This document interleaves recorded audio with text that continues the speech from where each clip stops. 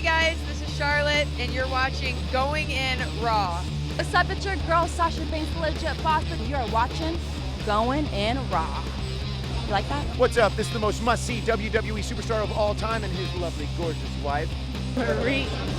and you are going in SmackDown Live. This is the glorious one, Bobby Roode, and you're watching Going In Raw. Hey, friendo, Steve here. And Larson. Yeah, welcome back to Going In Raw, the only pro wrestling podcast you need to be listening to right here at youtube.com/Steve and Larson, available wherever fine podcasts are. We got a great partnership with CastBox. It really helps Going In Raw. Great way to support Going In Raw. Hop on the CastBox app, download it to your phone or whatever device you listen to podcasts on, and it's free for iOS and Android. Subscribe to Going In Raw. Leave a comment. Right? Yeah. You got going on there? I don't know. I don't know. We're also available on the Patreon at patreon.com/Steve and Larson. We're having a spirited discussion in the pre-show Patreon chat. That's right. You can check out these recap shows, these recap episodes Going In Raw live, $5 a month and up. Really helps support Going In Raw.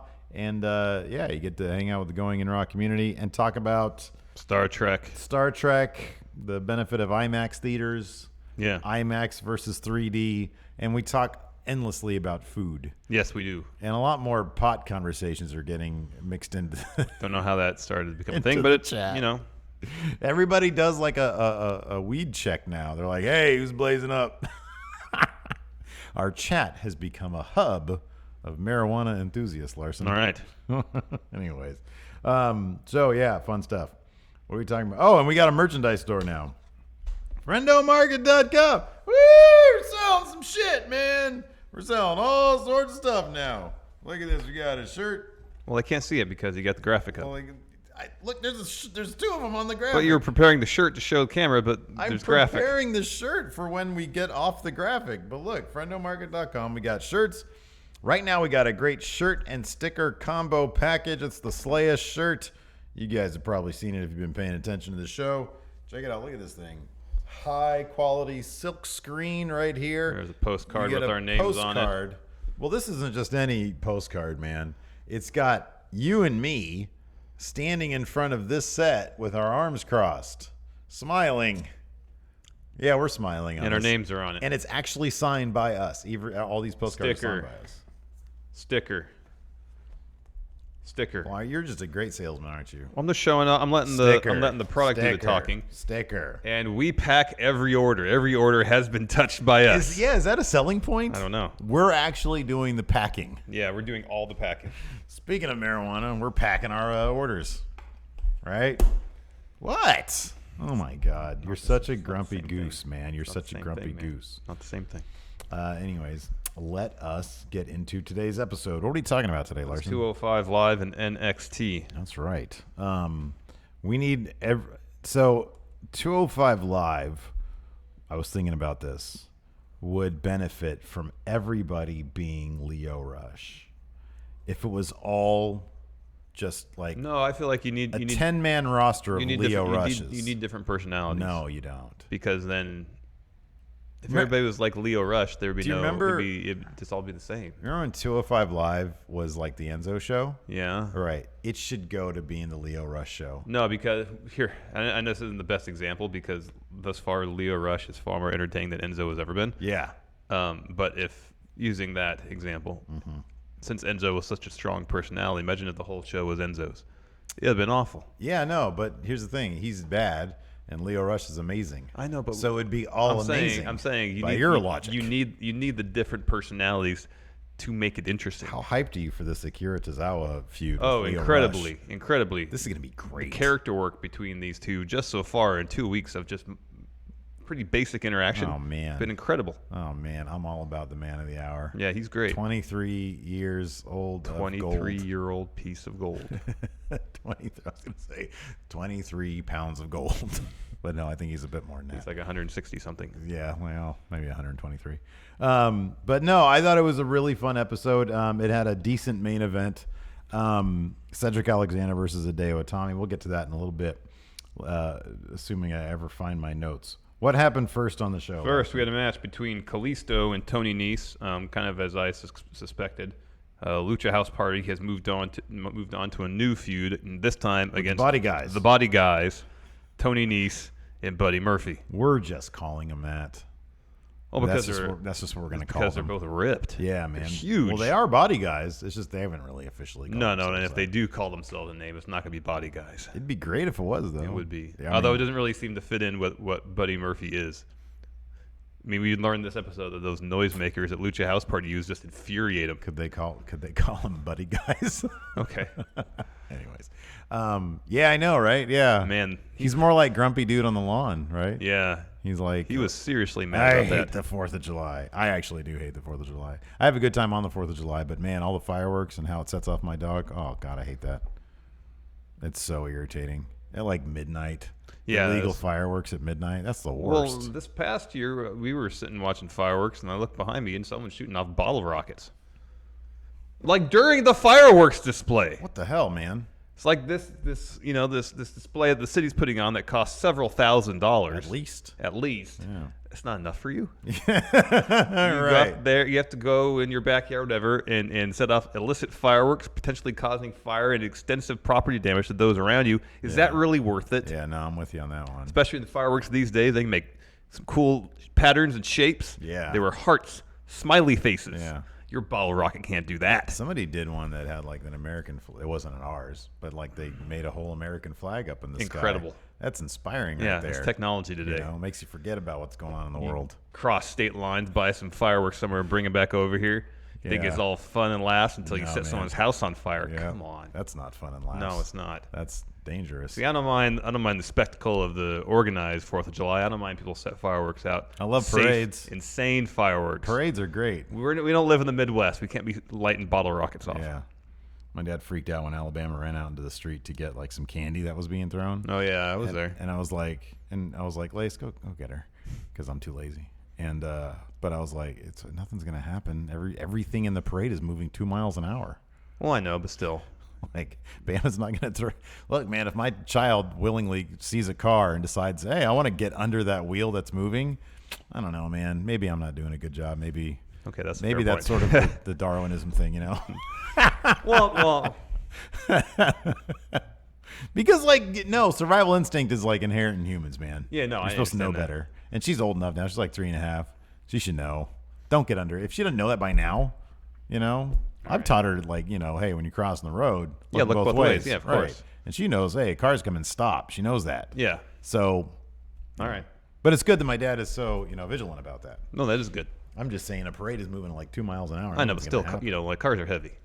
I love parades, though. They're great. Oh, yeah. Just not if my kid's going to get squished. Yeah, no, that's bad. That's bad. Anyways, Kalisto. And no illegal fireworks. Yeah, that's annoying. Kalisto versus Tony Nese. Especially at midnight. Buddy Murphy. It says here, Buddy Murphy destroys Kalisto from behind. Oh, yeah, I remember that. Yeah, because the match is going on. It's a pretty decent match. Yeah. They're letting Tony Nese do what he can do finally, as opposed to just strictly being body guy. Mm-hmm. He's showing off a bit more of his athleticism. But he at one point, Buddy Murphy just gets completely infuriated by Lucha House Party and their noisemakers. It's pretty obnoxious. So he goes over to confront them. Kalisto does a little thing, jumps out of the ring, gets on Tony Nese. Around then, Buddy Murphy takes it upon himself to club Kalisto in the back when he's not looking. Mm-hmm. And then, which causes the ref to DQ Tony Nese. Kalisto wins by DQ, and there's a massive brawl between Lucha House Party and the Buddy Guys. The Buddy Guys. So we're going to get a tag match, and I think Buddy Murphy versus any of the members of Lucha House Party is going to be great. Man, give me Buddy versus Lince Dorado. Ooh, that'd be great. Mm-hmm. Cool. Yeah, any of them, man. That's awesome. Although they have not done a good job explaining why Buddy Murphy and Tony Nese associate with one each other, other than the fact that they say they're friends, but I think it's mostly just because they're both huge, muscular men. Yeah. I mean, look, you can have, like, maybe show one backstage thing of them working out together. Yeah. And then it explains it. Or talking about protein. Yeah, that'd be good. That kind of thing. Getting their macros for the day. Right, yeah. Yeah. Or going on about creatine. That's legal, right? Yeah. Guys do that, right? Yeah. So anyway. I mean, I don't know if it's popular as it used to be, but yeah. Yeah, I have no idea. Yeah, just something to show why they've bonded, because I don't know why. I just assume they put them together because they're both body guys. Yeah. Well, it's good to have friends. Yeah. I don't need to know why people are like. People don't know why we're friends. Sometimes I wonder about that one. What's the most common question we've ever been asked? How do you guys meet? Not recently, though. Historically, Not recently. Historically speaking, When we were just doing, when it was obviously we were just like floating around doing nothing, like trying to be gamer dudes, which we totally aren't. No. Like, yeah, we were getting that question a lot, but I haven't answered that question in flipping forever. I understand, but historically speaking, yeah, that's the most common question we ever got. People want to know how we met, how we became friends. My point is this, though, because they didn't know what else to ask. Well, maybe then I would know what more to ask, kind of, in terms of how interested I'd be in their That's friendship. killing my soul right now, dude. In their friendship, if I knew what started it. I don't know what common bonds they have. I don't know what they talk about. I don't know what they do if they're friends. I don't know, man. I mean, I can kind of infer that it's just like they're body guys. They're body guys. That's it. Yeah, like look at Buddy Murphy's whole story was be a better body guy so you can get into 205 Live. He's the juggernaut. Well, That's what they call him. Yeah, but he had to get on the weight scale. No, I as well as understand. the body I mean, that's stuff. their way of booking him as the monster heel. Yes. Yeah. So that's his story. No, I understand Right? that. Tony Nese, what's his story? 1, 2, 3. He's got 8 abs. I yeah. look great. Yeah. God, I can read between infer. lines I there. can too. Yeah. But it was just as a partnership out of nowhere. Yeah. I just want to know what the instigating incident was. Yeah, sure. That's all I'm asking for. All It's right. a small detail. Yeah. And it could be easily written in. Yeah. No, I feel you. Kind of. But then again, I can also just use my imagination. No, I can too. Maybe they used to fight crime together. Probably not. No. Maybe. No, probably not. Next up, we had Drake Maverick and the brand new Noam Dar. He has changed. Like, even his, face graphic, he looks like he's aged 5 years for one thing. Like, because his hair is different now. It's, a little shaggier. Yeah. He, combs it down, but it's all shaggier. And his face looks, older and, leaner. It's leaner, I think. Yeah, That's it's, the thing, more because sunken he's all in. jacked now. And he's, super jacked. He doesn't look like a child anymore. No, he looks like a tough guy. Like, when I look at him, I know he's still the same height, which is short. But, man, the way he carries himself, I think he's 6 feet, And so he's back there talking to Drake Maverick, and Drake is like, hey, last time you were here, you had a lot of distractions. We're in a new day. This is about competition now. And Noam Dar, I don't know, mumbled something. I forget what he said. But in walks TJP, and he's like, yeah, things have changed around here, but, not for the better. What are you looking up there about Noam Dar? How tall is he? He's 5'9". 5'9", okay, TJP yeah. is 5'10", apparently, because they look like they were roughly the same height. Okay, right. So TJP comes in, and Noam Dar's like, mate, I beat you in 17 seconds. And TJP's like, well, yeah, mystery opponent. Didn't know, you were on your way. And so I think, does this set up for next week? Yeah, they set next week. Next week's going to be a freaking slam bang show, man. Leo Rush versus That's going to be a Akira sick Tozawa. match. That Noam Dar TJP match. Good. That's going to be good. So we got that. We get Leo Rush versus Akira Tozawa, and there was. Man. I thought there was another match made too. Maybe not. No, I don't guess so. No, I thought there was two. I thought I remember seeing a third screen that said next week, but I could be wrong about that. Next, we got a Hideo Itami video package. I like that they're calling him a Japanese legend. Hey, dude, me too. This is a good video package. I hope they do more of these. Yeah. It kind of reminded me a little bit of like the Mustafa Ali ones, which, by the way, why did he stop doing those? I know. Because if you noticed, since he stopped doing them, he's kind of, granted, he only did 3 or 4 of them. But, he's sort of fallen to the wayside, man. Keep on doing those things. I know. Even if they don't run them on TV, put them on your Twitter account. I know. People like that stuff. I know. Maybe it's because he's not really in a feud right now. Could be. Yeah, he's done with Buddy Murphy, so maybe he's just waiting for something else. Yeah. Anyways, it was really well done. Did a great job of getting across why Hideo is a viable threat. It was a high-quality production. It was. It really was. They did a good job with that. Next, Leo Rush, Man of the Hour, versus Colin Delaney. We saw Colin a few weeks back. I love his theme music. I love his hoodie. His little diamond earring thing. I've never seen a dude look so cool with a diamond earring. Usually I'm like, I don't know about that. He looks amazing with the diamond earring. He's fantastic. He's got a way of being completely and utterly charming, and also kind of like being like a jerk. Yeah. But he's charming when he's a jerk. Yeah, totally. It seems like, Yeah, it's great. Anyways, we before we started, we sat and watched the end of this match when he hits the final hour and pins Colin Delaney. And right at the 3 count, he just looks down at the guy and smile. And it's completely condescending. it's like As condescendingly, if to say, but also kind of lovingly. yeah, I know. It's like Yeah. I just whooped your ass essentially. He's Yeah. smiling, said, "You're not good enough to be in the ring with me." But that smile is so darn charming. And at the same time, there's a little bit of like, nice try. Yeah. You know, hey, Yeah. you gave it your all. You did what you can do. but you're not good enough to beat me. But you're not going to beat this Yeah. because I'm the man of the hour. Yeah. And Colin Delaney's like 1,000,000 years old. But Akira Tozawa, of course, he was at ringside the same way Leo was at ringside for him last week. This was, just to go over the match a little bit. Before the match started, Leo got out of the ring, got a chair, put it down for Akira to sit in. Yeah, like that's a nice thing to do. What's Akira's problem here? No, but, like, why is he the heel? Leo Rush was being a little condescending about it. All the man did was get a chair for Akira Tozawa. I understand. You know what the bigger thing to do is for Akira? Sit in the chair. Sit in the chair. Why is he immediately just assuming? Why is he immediately assuming? Last week, Leo Rush had a perfectly good, in the spirit of competition, call out. Was it arrogant? Yes, a little bit. But he's calling out. Akira Tozawa's the guy he came out to see. You I know. don't have an answer for you. Akira Tozawa, to me, in this is the heel. All right. What do you think? No, I could see that. Right? I mean, I thought his behavior, especially after the match, was a little heelish, but it was also, for the most part, pretty funny. Yeah, I know, but like the entire But it time. didn't exactly seem completely motivated. So here's the thing: Leo Rush, in my opinion, there is arrogance, there is cockiness, a little bit of good naturedness too, though. Yeah, You know? he's a bit playful. Hey, this is a game. But here, sit down, take a seat on me, take a seat. Yeah. And watch this. And Akira Tozawa kicks it over. Yeah. What is Yeah. that? Right? So then he has the match, and it's great. It's just Leo Rush doing Leo Rush Yeah, stuff. and running this way, and then all of a sudden he's running this way, and I'm confused. Yeah, and then after the match, after Leo Rush wins, Akira Tozawa, plays the scene really well. Mm-hmm. All right, this guy's going to be a challenge. Yeah, so he picks up the microphone. Stands on the announce table. And he says, hey, that was great. And, you're great, but what have you done here? You've done nothing here.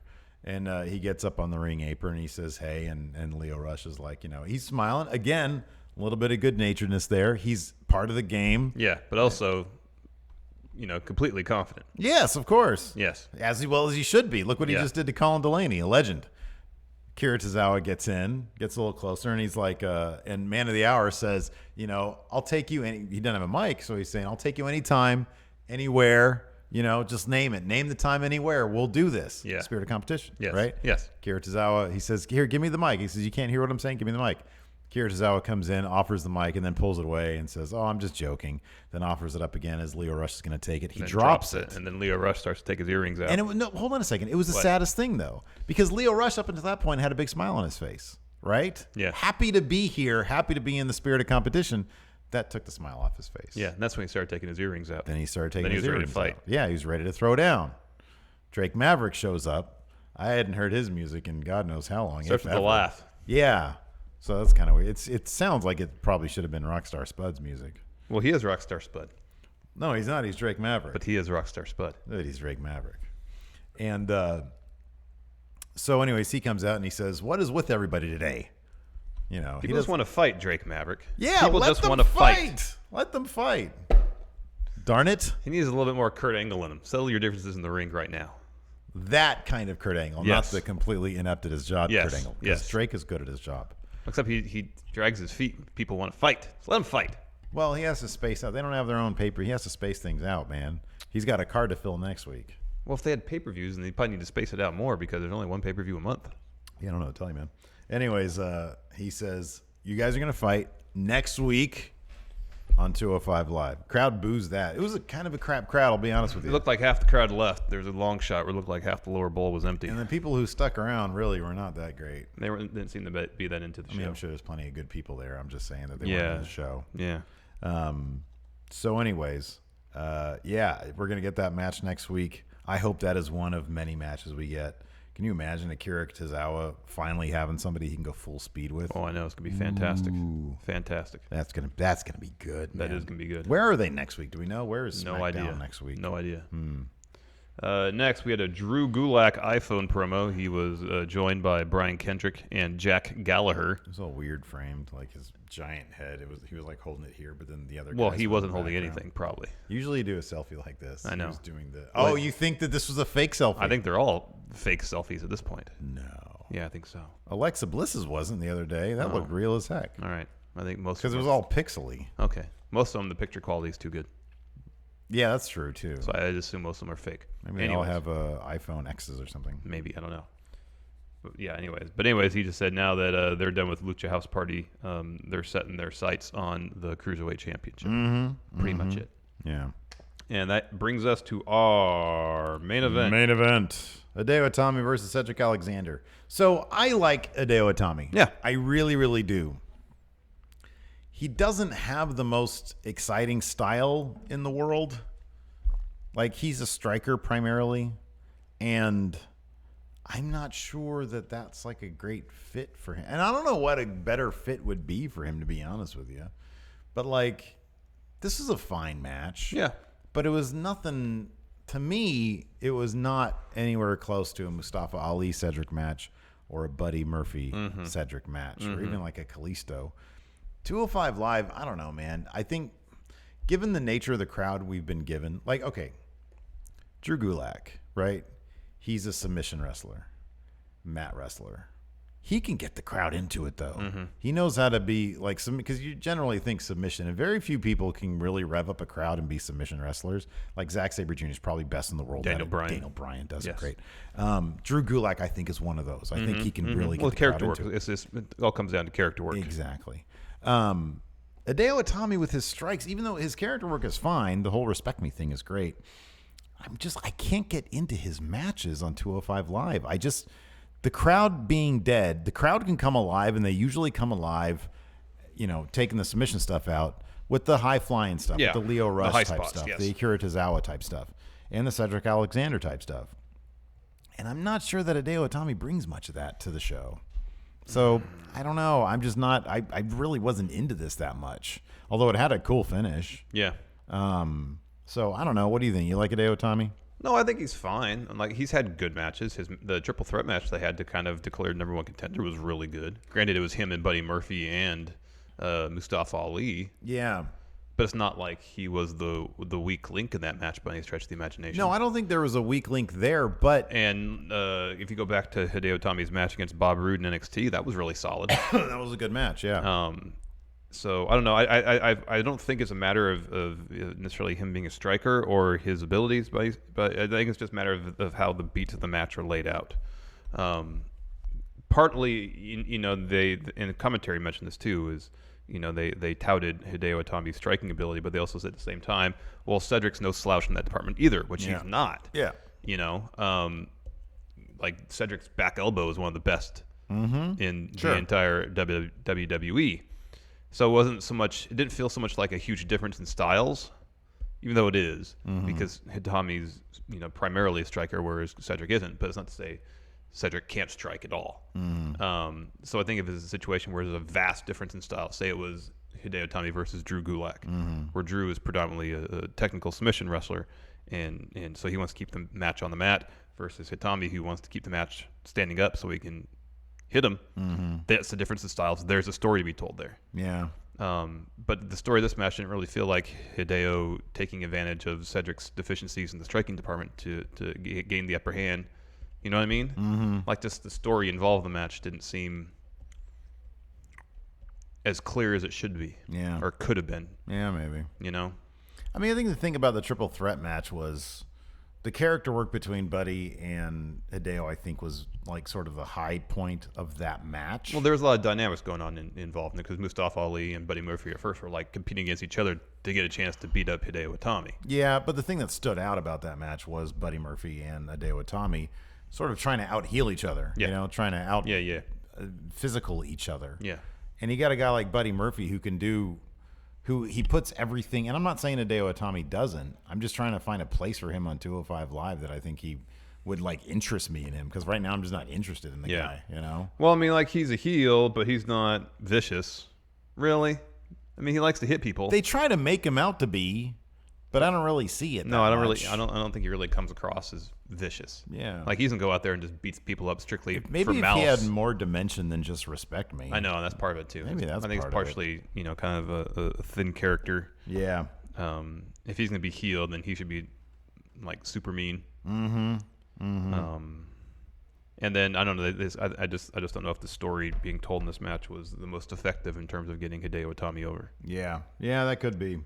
Maybe he just hasn't. I mean, that could be the thing. Maybe he just needs. I don't know.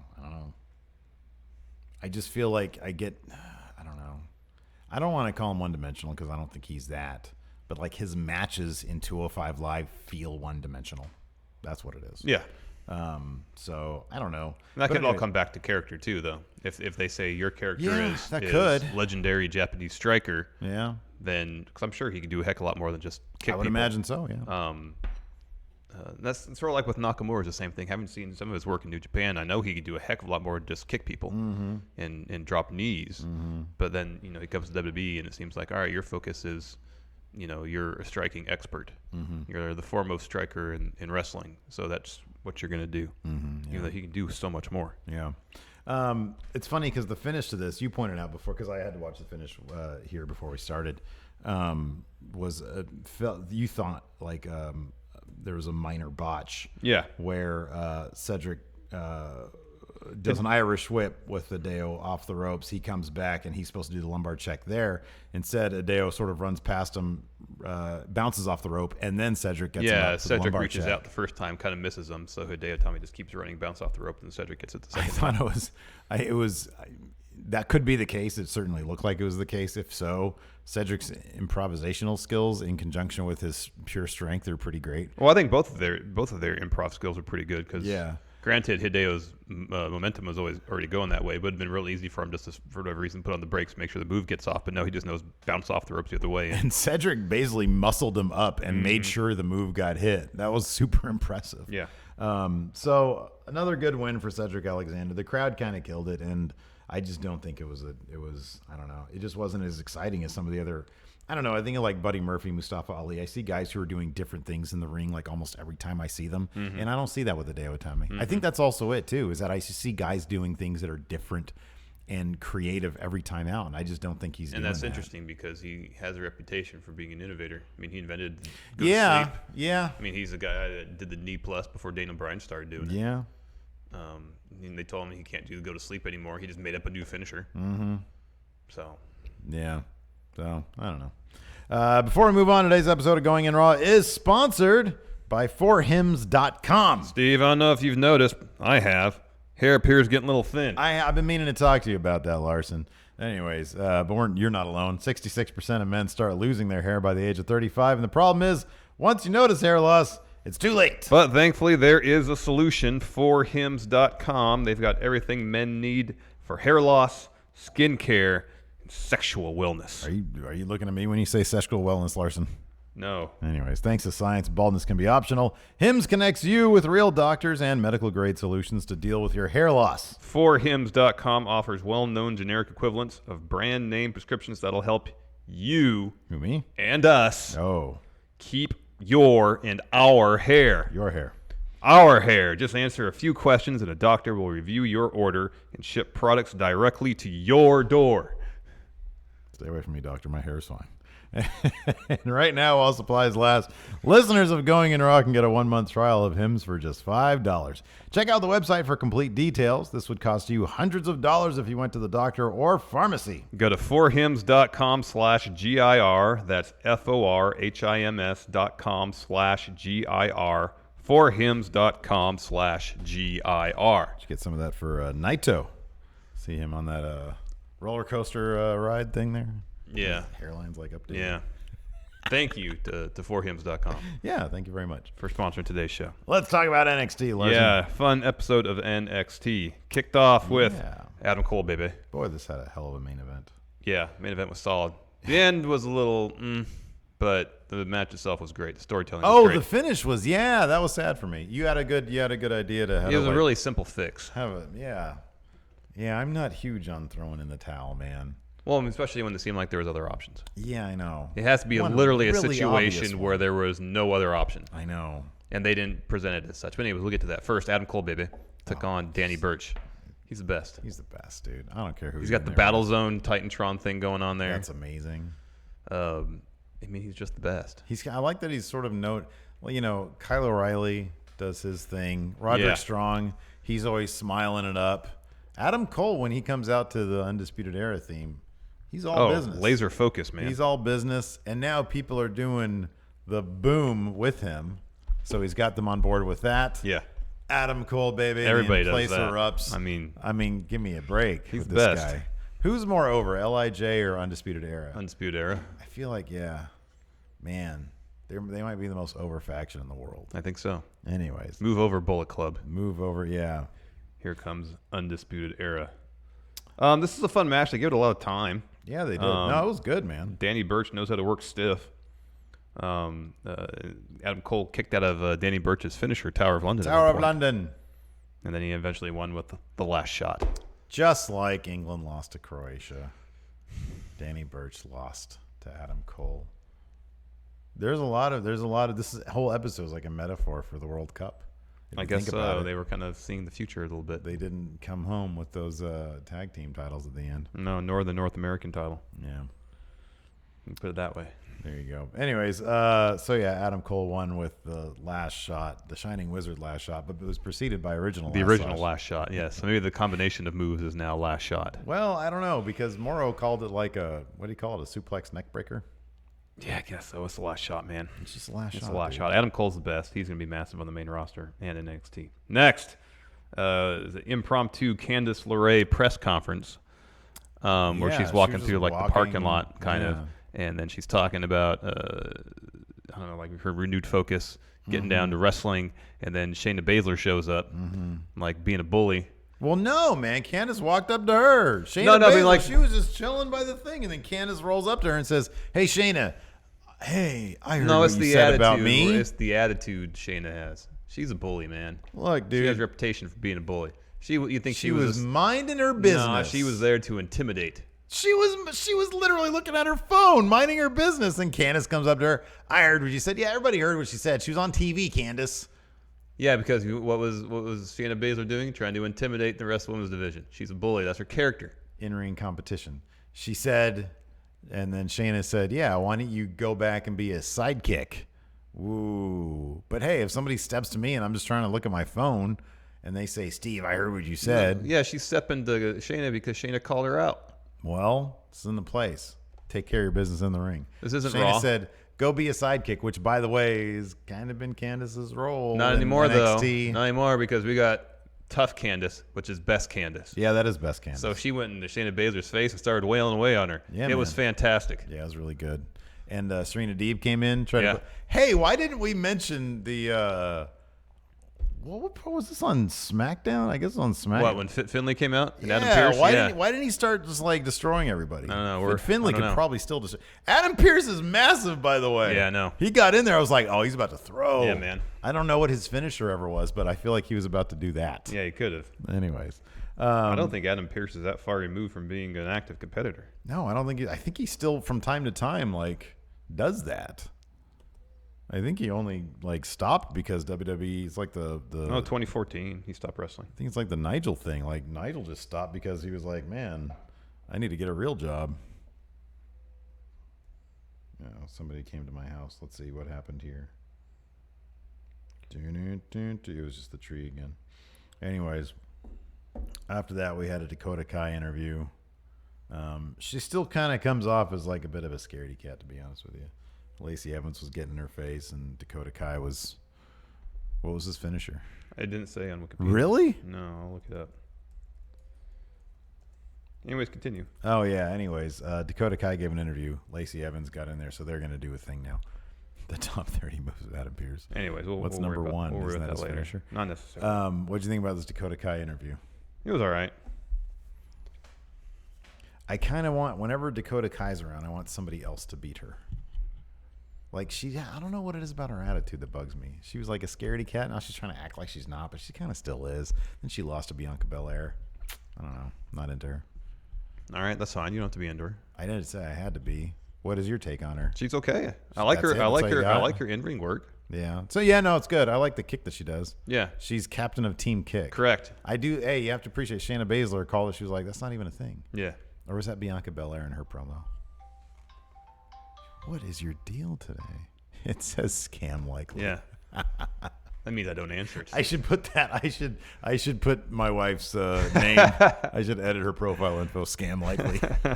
Can that be a creative character? Scam likely. Yeah, that's good. Okay, next up we had a match. It was Kairi Sane versus Scam Likely. Vanessa Bourne. Vanessa Bourne's improved a bit in ring. I know commentary was talking about it, but it seemed like she had some new moves. They gave this match plenty of time. Yeah, and yeah. She's good. She's a lot more comfortable, it seems like, than when she first debuted. But also, Kairi Sane is really good. Yeah, I know. So I think she could bring probably like a sack of potatoes to a decent match. But yeah, no, this is a decent match, and she didn't have to do that big elbow thing. No, she has a submission finisher. She Yeah. can employ as well, called the Anchor. The Anchor, because she's a pirate. Yeah, she likes the maritime, She likes maritime. seafaring stuff. She has a boat. So yeah, Kairi Sane won. Then she dropped the promo On Shayna Baszler. calling out Shayna Baszler. Looks like we might be getting that at the Well, Takeover they announced a fatal 4-way number 1 contender match. Kairi Sane. Oh, they did? Yeah. Nice. Candice LeRae, Nikki Cross, and Bianca Belair. Do we know who's going to win that? I mean, I'm sure we can look it up if you want to. So it's happened. The spoilers are out there? Yeah, I think so. That's already happened? I Are think all the so. TV tapings done before No. SummerSlam? No. Oh, okay. There's All one right. more round, I think. So that's cool. Yeah. Who is it? Nikki Cross, Kairi Sane, Candice? And Bianca Belair. Ooh.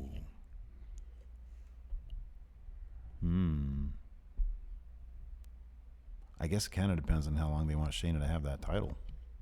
I kind of feel like it's going to be for a while. Then it's probably going to be Bianca Belair. I don't know. I still don't know what they're going to... I still have no idea what their plans with Bianca Belair are. Yeah, I'm not They're sure. either great or not. I can't tell. This next part might be my favorite part of the whole show.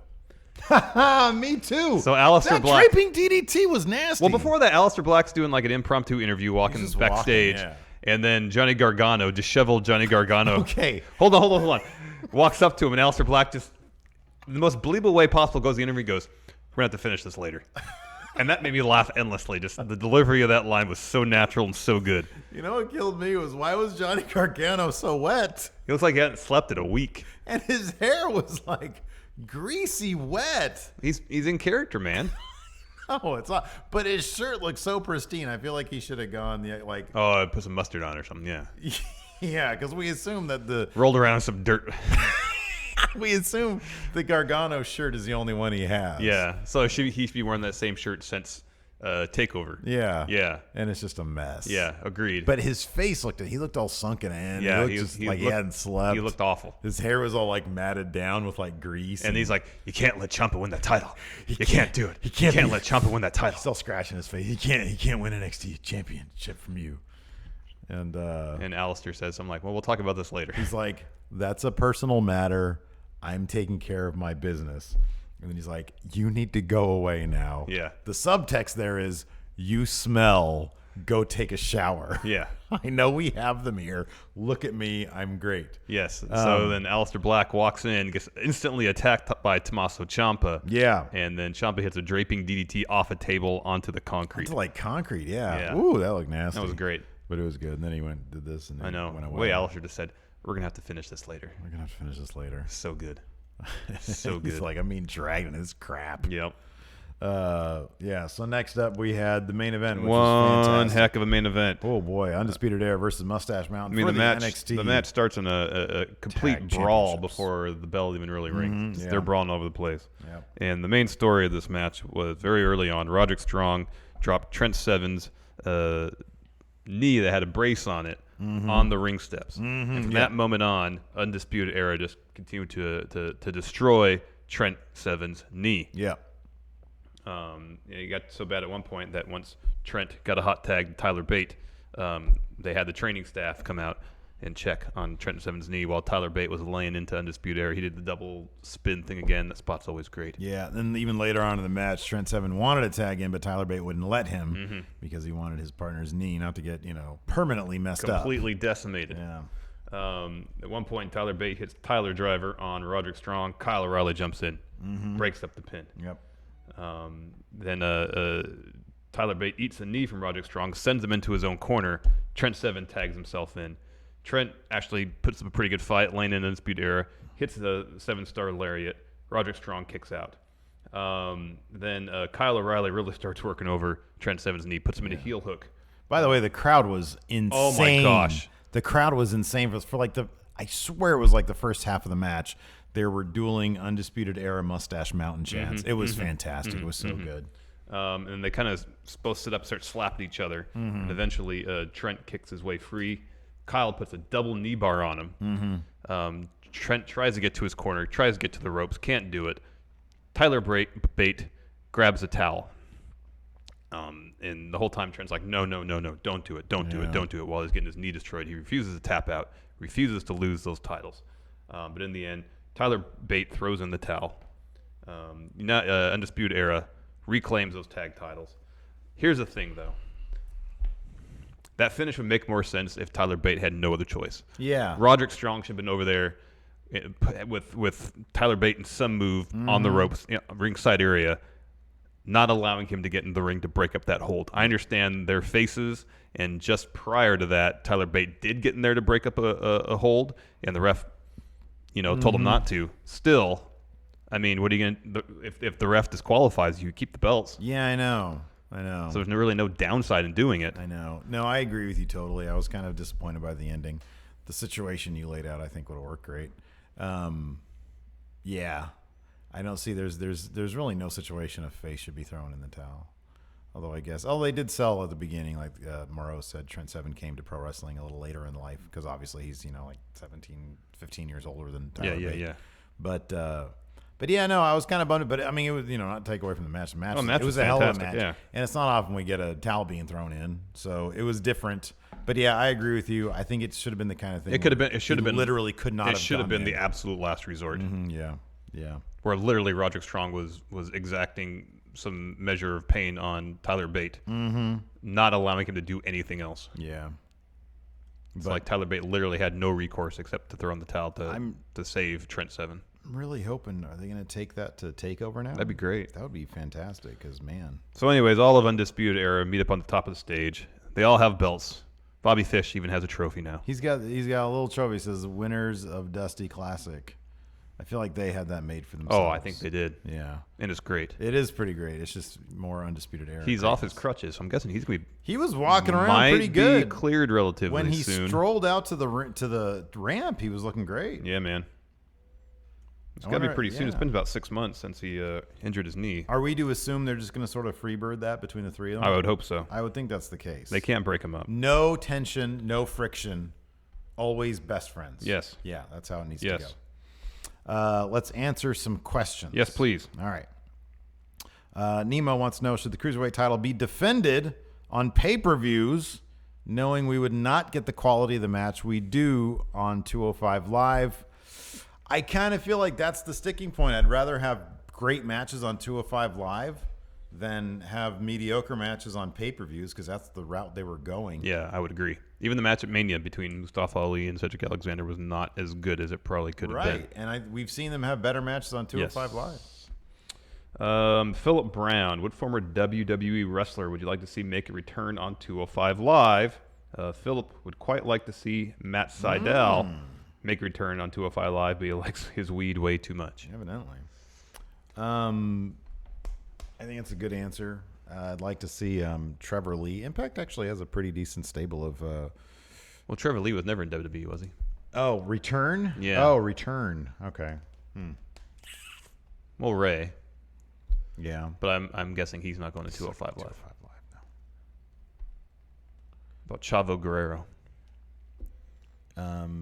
As of at least 2 or 3 years ago. I haven't seen him wrestle. He was wrestling for Lucha Underground as of a couple of years ago. Is he? I thought he was. He's not still. I don't know. I haven't watched Lucha Underground. He's still good. Yeah, that'd be cool. Oh, gosh, it was Justin Gabriel. I was just thinking about him. I know he had a really bad accident where he really tore himself up not that long ago. Yeah, that sounds familiar. Yeah, no, I was because I saw a picture of the Nexus. I was like, oh, I remember the Nexus. He was really good. He was really good. Yeah, he'd been perfect for that. Good answers. Penultimate Tommy Wiseau, in honor of World Cup, wrestling refs carry a yellow card and a red card. What is the penalty each is used for, and what is a punishment for each? So I'm assuming if this is in wrestling, red card is disqualification. You're disqualified. Yeah, match over, you lose. Right. Yellow It's is... kind of like a warning, but if you get too many of them, then you face discipline. Yeah. Well, don't they just go from yellow to red? Don't they say, hey, this is your warning? No, I think if you amass okay. yellow card over the course of, say, the World Cup, if you get so many of them, there's some sort of penalty They're like associated. technicals. Yeah. Gotcha. Dan Boss, spoiler warning, what do you think was the point of Mustache Mountain having such a short title reign?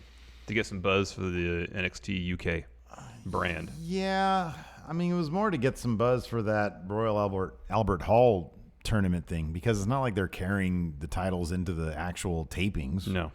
And that is kind of disappointing, to be honest with you. They never actually had a real title defense. Or like a successful title defense, I should say. Keegan Green, hey, Stephen Larson, Undisputed Era are supremely over. Do you think when they debut on Main, it will be the loudest pop for an NXT call-up ever? If they book it right, yeah. No. If they book it right, if they do the kind of thing where, they appear, they run in on a high-profile thing,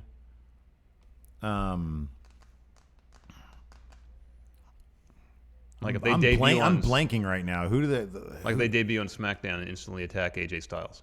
Yeah, right, yeah. Yeah. I'm trying to think. Or better yet, if they debut on Raw and instantly attack Roman Reigns.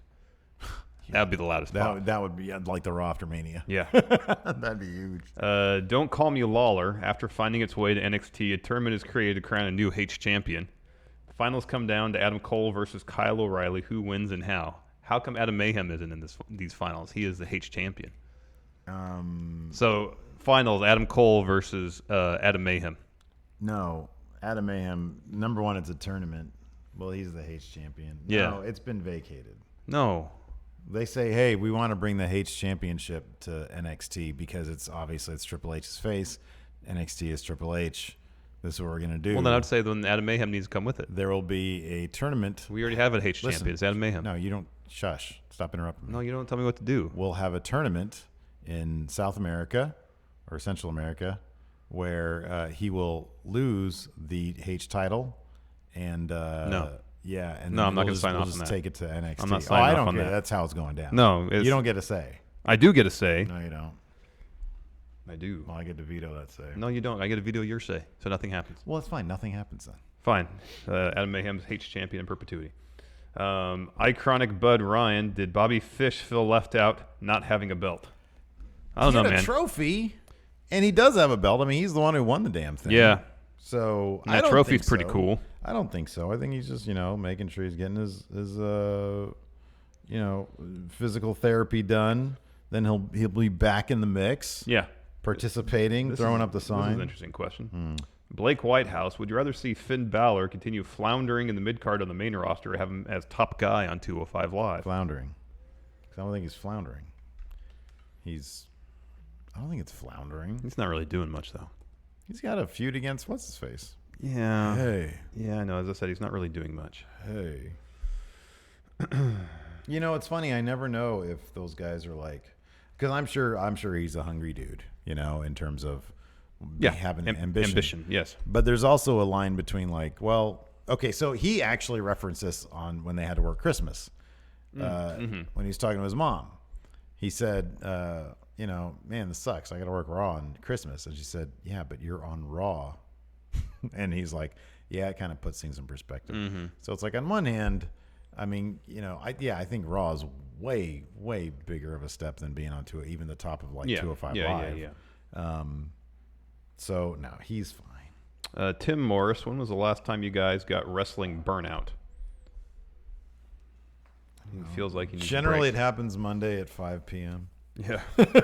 When I'm like, oh, boy, I got to watch the start of hour 3 of Raw. When I hear, darn it. There was a weekend where there was a New Japan show, a WWE pay-per-view, and then you have Raw and SmackDown right afterwards. Oh, yeah. That was a long 4 days. Yeah. Was that January or Wrestle Kingdom? No. Must have been one of the New Beginning shows. That could be. February. Yeah. Or was it Sakura Genesis? I can't remember. Anyways, it was just a long weekend. Yeah, I don't know. I mean, I don't know if I've ever like really felt burnt out necessarily. I'm always just very appreciative to do what I do, so I don't ever actually feel burnt out necessarily. I mean, yeah, Raw can be a chore to get through though, because like flipping 3 hours, and like weeks like this where like literally nothing really happens, you know. Mm-hmm. But that's what DVRs are for. Yep. Let's see here. Iconic Bud Ryan. This is a good point. Is there anything sadder than Kyle O'Reilly with no title to air guitar? Oh, man. He looked miserable. He looked so sad. Mr. Lipkin Unlimited. If Undisputed Era were to feud with Regal, who would be the best choice to be Regal's proxy? Well, the obvious answer are the guys who already had their shot. That's Danny Birch and Oney Lorcan. Or Pete Dunne. It'd be Pete Dunne. Well, yeah, it'd be British Strong Style. Just going back even to the initial United Kingdom tournament when Pete Dunne and William Regal had that beef. Yeah. Just in terms of coming full circle on that story. Being on the same page. It'd be Pete Dunne. Sure. 100% Pete Dunne. Yeah, because all the other tag teams are a joke in NXT. Well, War Machine's not. Well, we'll see. They're not booked. Traditionally, they haven't been. They haven't been booked like a joke since they've showed up. Yeah, they've destroyed everybody. I guess the Mighty aren't really jokes either. Oh, I don't know. Oh no. I mean, I like them a lot, but it's not like they've been booked that well. Well, they've been on a win streak, haven't they? No, they just lost to somebody. Didn't they just beat? They didn't just beat. They'll beat Heavy Machinery. They beat Heavy Machinery, but they lose. But they lost to War Machine. Yeah. At the pre-takeover tapings when they debuted their new ring gear, they lost to War Machine. I know that sucked. You debut like brand new gear and you lose. Well, it was shortly after they had that awesome 2-part like docu-series about them, and they lose in the first round the Dusty Classic. Yeah. What are they doing with those guys? They're like a really good tag team. I know they're awesome. I don't know what they're doing with them. That's why I say they're kind of booked, not like a joke, but they're not booked that well. What's going on with Street Profits? Remember when they were on TV every week? Does that dude still have like a tooth problem or something? What was his problem? I don't know. There was some sort of mouth injury. Some weird mouth injury, right? Yeah, they were booked really strong, and then they lost to Authors of Pain. Yeah, that's right. And they've barely been seen since. Yeah. Well, he's probably on Montez Ford went on his honeymoon because that hasn't stopped Bianca Belair from cutting a promo. Yeah, that's true. It's like here I am on honeymoon. Yeah, I don't know. I don't have an answer for that question. Oh, this is good. Ranch Dressin'. This is my favorite new name. Ranch Dressin' Wrestling. With the surfaces, Tommaso Ciampa keeps hitting DDTs, getting harder by the day. You know, we've had exposed ring. Concrete now. What are some other violent, hard surfaces? Diamond. Ciampa. Wow, yeah. Diamond. Yeah. Like, be some sort of metal like titanium. Isn't titanium really hard? Yeah, go into a cave diamond. With stalactites and stalagmites, like the protruding thing. Like they were talking about that when they were talking about the shut up phone. When they were talking about the cave rescue that just went down. How it was like super dangerous. Like you're just like super sharp rock everywhere you stand, and so you have to like maneuver. And then they had to go in the water. So like that Thai cave. That's a nasty place for a draping DDT.